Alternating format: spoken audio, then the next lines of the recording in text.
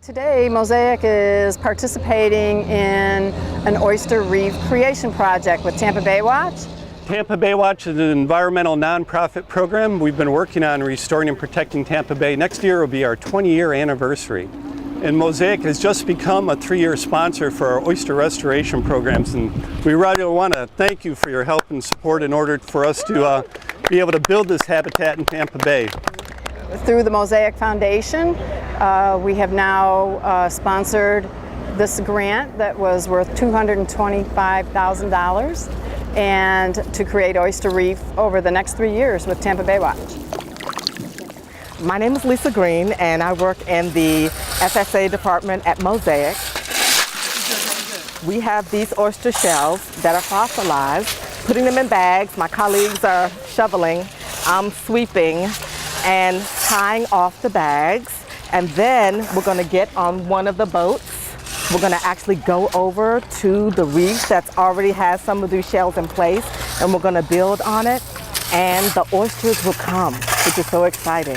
And as the oysters come, then the fish will come, and then more fish, and they'll grow and get bigger so that we can have clean water naturally here in Florida. So I'm very excited to help the environment. This is a great opportunity to have Mosaic employees come out and take a hands-on role in working to restore and protect Tampa Bay.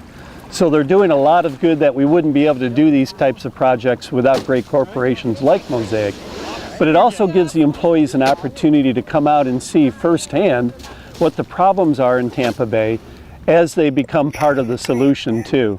So it's a great team building exercise, but also they are making a difference out here today in the health of Tampa Bay. But once the oysters start growing on top of them, they filter out the water. They have a great capacity to remove nutrients and algae from the water and improve water quality back into Tampa Bay.